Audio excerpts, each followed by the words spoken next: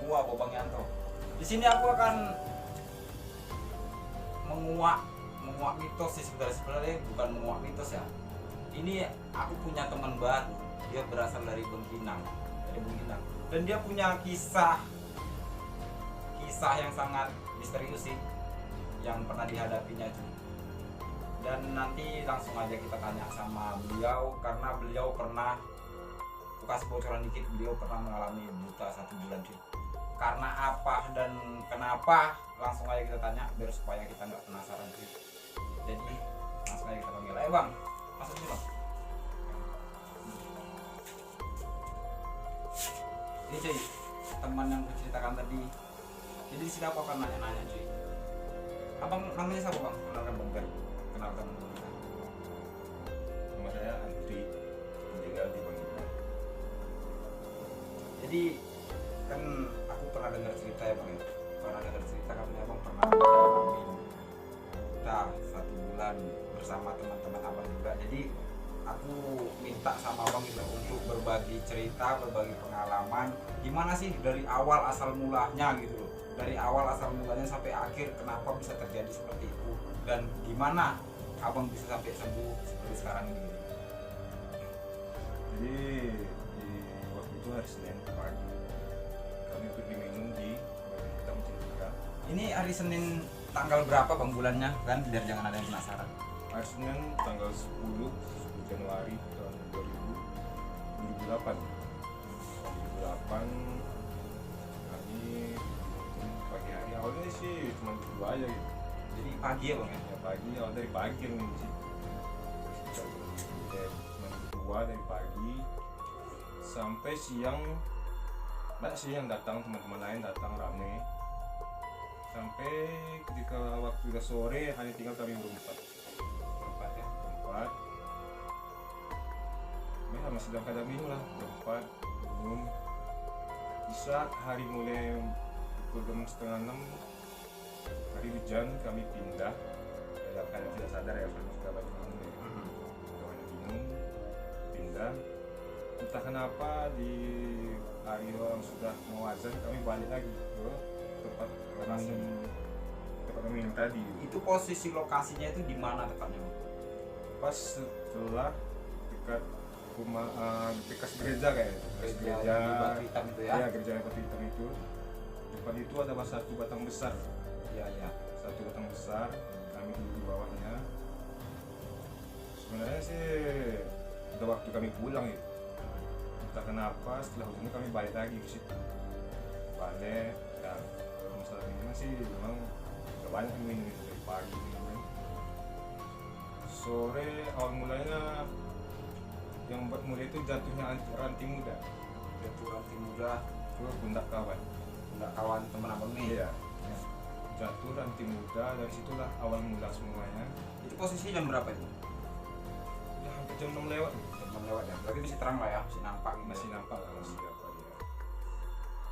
Ranting muda jatuh ke pundak kawan. Jadi ya namanya kawan udah tinggi ya. Iya. Udah tinggi, seolah-olah mungkin ada orang yang lempar gitu. Ada orang yang lempar. Ya, itu nggak gimana caranya orang ngajakin berantem gitu kan. Ngajakin berantem gimana. Terus temen yang tadi ini dia buang air.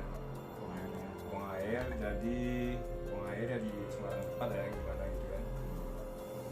Ya, kami santai aja gitu. Pas kami pulang, teman yang meninggal ini dia nampak sosok wanita ngikuti kami pulang gitu. Iya. Pulang, ya awalnya sih nggak langsung buta kan nih. Oh berarti abang udah pulang dulu nih? Kami udah pulang hari Senin, udah gelap kami pulang semua. Jadi pas kami pulang tuh dia nampak ada seorang wanita ngikuti kami pulang. Ya. Wajahnya cantik sih katanya.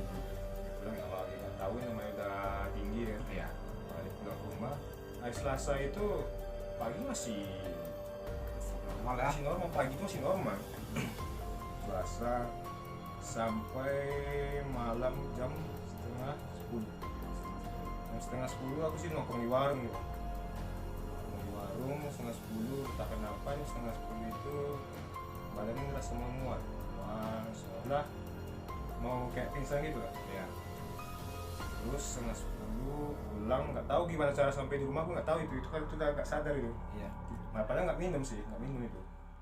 Ternyata keesokan harinya jam setengah 10 itu kawanku tuh meninggal. Lu berarti kawan teman abang sendiri tanpa penyakit ya langsung meninggal? Ya, langsung meninggal. Setelah dapat jam setengah 10 itu dia meninggal, kami tumbang. Ketiga kali kami tumbang itu. Yang 3 orang tadi langsung tumbang. Langsung tumbang di tiga. Jadi pas abang tumbang tuh di situ posisi langsung buta atau gimana? Bukan, belum. Belum ya? Belum. Pas sampai di rumah itu kan ya nggak tahu cara gimana masuk lah. Nah, besok keesokan hari pagi baru dapat kabar. Itu pandangan masih dalam posisi masih di kamar gitu. Iya. Masih di kamar. Ya disampaikan bahwa si Manja ini udah meninggal. Pas jam setengah 10 itu. Jam setengah 10 malam kami tumbang. Pagi hari badan ini udah rasa nggak enak. Nggak enak, muntah warna hitam gitu. Muntah warna hitam. Terus pandangan udah mulai agak pudar ya. Udah agak pudar, tapi ya masih nggak nyangka gitu kan, masih pudar. Muntah terus dibawa ke rumah sakit lah. Kenapa sejak rumah sakit itu udah mulai buram semua. Tapi masih belum hilang total, masih ada sedikit. Jadi tanggapan pihak rumah sakit itu gimana? Jadi ya nggak tahu sih, dia ngobrol sama bapak, aku di dalam ruangan. Terus aku nggak tahu sih siapa yang berdiri di sebelahku, entah perawat entah siapa. Dia pakai baju putih, terus aku bilang, ngapain aku dibawa kemari? Cuma karena kalian nggak bisa mengobati aku. Iya. Terus aku minta pulang balik. Ternyata bapak udah bawa obat, tadi itu obat emak. Iya. Buangnya obat itu di bawah kasur. Keesokan harinya kawan-kawan datang ke rumah, bawa berobat ke warung pintar. Dia ngasih obat pulang, obatnya tak kubuang karena nggak yakin aku orang itu bisa menyembuhkan. Iya. Nah, itu selama 1 minggu aku nggak makan itu. Ya. Atau orang tubuhku udah kayak mayat itu. Nah, karena nggak makan kan faktor muntah ya kan. Jadi pas abang berobat gitu kan, teman-teman abang menanyakan orang tua itu apa sih kata orang tua itu? Ya katanya karena kami udah mengganggu di situ. Sudah mengganggu di tempat kami itu, kami sudah mengganggu situ karena sudah bukan waktu kami di situ. Setelah itu beberapa hari kemudian berobat karena orang tua ada punya kenalan kawan, teman berobat sama dia kasih obat tetap aku buang karena aku nggak yakin dia bisa menyembuhkan. Iya.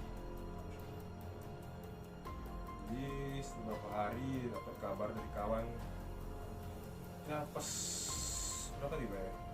Dan dalam waktu 24 jam itu aku udah dalam posisi buta. Iya, iya. Begitu juga dengan kawan yang sekarang masih belum sehat. Dia pertama dibawa ke rumah sakit itu, dicek di dokter. Syaratnya bagus, Pak. Syaratnya bagus, nggak ada masalah. Cuman hal yang anehnya, memang kita nggak bisa sih lihat orang. Cuma Iya. kami bisa melihat orang itu. Melihat orang maksudnya gimana? Maksudnya makhluk halus itu yang kami lihat dalam setiap hari itu hanya orang itu, ada makhluk halus itu. Berarti intinya gini, abang tidak bisa melihat dunia tapi melihat barang halus itu bisa. Gitu ya? Karena mereka yang selalu ada di saat kami buta itu orang-orang itu yang selalu bermain.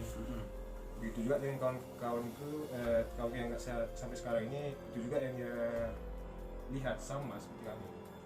Cuman ya kawanku udah banyak juga berobat, tapi pada akhirnya ya, saya juga gimana ya, kita juga dia nggak sehat sampai sekarang itu.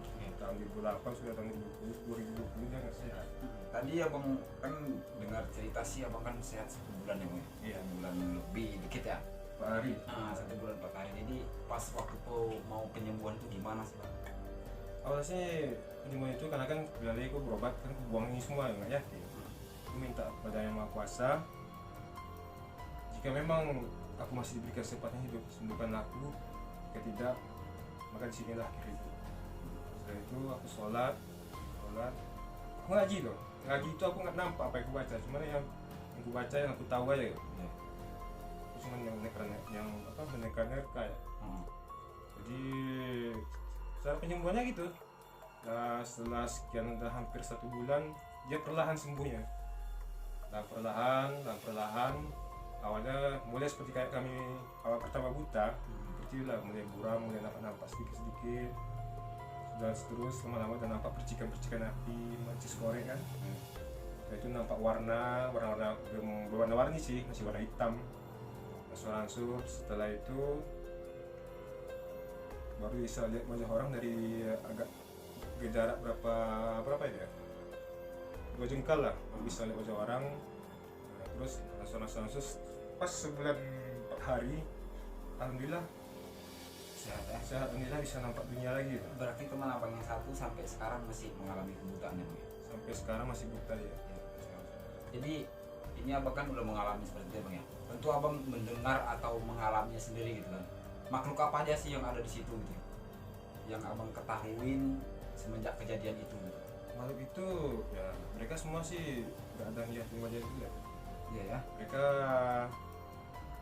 lihat dengan wajah yang bagus. Atau ada cerita dari orang pintar bahwa ada makhluk ini itu kediamannya di mana? Ada Nah, gimana itu? orang tuh bilang bahwasanya penunggu batang itu ada 20 jin. Ada puji. 20 jin induknya rambutnya sampai ke tanah. Dan yang menutup mata kami itu seperti monyet entah gorila, dia besar yang menutup, dia duduk di pundak kami yang menutupi mata kami. Iya iya. Jadi kalau kan aku dengar juga berita ranting kayu itu ada hubungannya katanya Iya. sama yang itu gimana itu? Ternyata ranting muda itu bukan jatuh, memang sengaja dijatuhkan karena itu adalah tangga supaya anaknya masuk ke rumah. Nah, dan tadi juga kan ada abang bilang, karena yang abang bilang tadi juga aku sempat sih dengar berita juga waktu teman abang buang air tadi ya, itu katanya kena anaknya penghuni tadi. Iya. Emang benar tuh gimana sih? Anaknya dia di waktu dia buang air mungkin nggak sengaja ya, karena kita nggak tahu ya. Iya, kita nggak nampak kan. Anak itu 2 orang terbakar habis setengah badan karena air karena kita buang apa buang air tadi ya. buang air itu tadi. Yang sesali yang kawan meninggal ini memang dia meninggalnya gimana ya, mungkin dia di kamar mandi itu dia melihat ular besar loh yang menggigit dia itu. Sebelum apa ini Dia meninggal saat minum apa? bukan di saat dia udah di rumah, posisi dia di rumah, dia di kamar mandi. Oh, berarti udah sakit gitu ya? Nggak sakit dia, Belum ya? belum sakit. Itu sebelum dia meninggal jam malam Rabu itu, dia meninggal malam Rabu jam setengah 10 itu kan dia belum meninggal. Dia meninggalnya pas jam setengah 10 itu. Meninggalnya itu sakit apa gimana tuh? Nggak sakit, Nggak sakit, Nggak berarti sakit. langsung gitu ya? langsung aja dia teriak di kamar mandi bahwa ada ular besar yang mau menerkam dia. Orang tuanya masuk, nggak percaya, nggak ada. Kan ya dengar cerita kayak gitu dia, karena dari orang pintar itu yang diomonginya. Berarti apa yang dibilang orang, kan ada juga bang sebagian yang bilang, orang bilang bahwa di situ memang ada kejadian seperti itu, seperti itu kayak apa itu kan. Jadi banyak juga sih bang bertanggapan yang bilang kalau abang tuh di situ minum oplosan. Oh benar tidak? Maaf cerita ya, seumur hidupku aku nggak pernah minum oplosan. Oplosan ya bang ya? Jangan kan minuman oplosan, tua aja nggak mau aku minum harganya 15.000 satu titik. Iya. Berarti kan kalau namanya cerita ini kan nambah-nambah kan, makanya langsung panggil narasumber karena ya teman-teman ya, banyak katanya yang bilang memang iya ada pernah sih ceritanya, katanya ada di situ 4 orang dan mengalami kebutaan, ada yang sampai meninggal dan ada yang buta permanen. Itu karena minuman yang dioplos katanya, dan ternyata itu memang tidak pernah ada yang namanya abang ini minum oplosan sih. Memang iya minum minuman keras, cuma namanya manusia itu punya kisah lalu, masa lalu, dan ini sebagai pengalaman pelajaran untuk kita semua. Makanya dimanapun daerah kita, dimanapun tempat kita, jangan pernah sembarangan permisi dan berperilakulah baik dimanapun kita berada. Jadi ada pesan nggak bang untuk teman-teman kita semua bang? Ya untuk anak muda sekarang ya kan, janganlah sesekali gitu minum, karena itu memang nggak bagus ke efek. Memang minuman itu racun. Memang gimana ya cara ngomongnya, ya buat anak muda sekarang lah aku bisa berlaku baik lah, karena seperti kami dulu minum narkoba, jangan. Baik kita hidup apa adanya.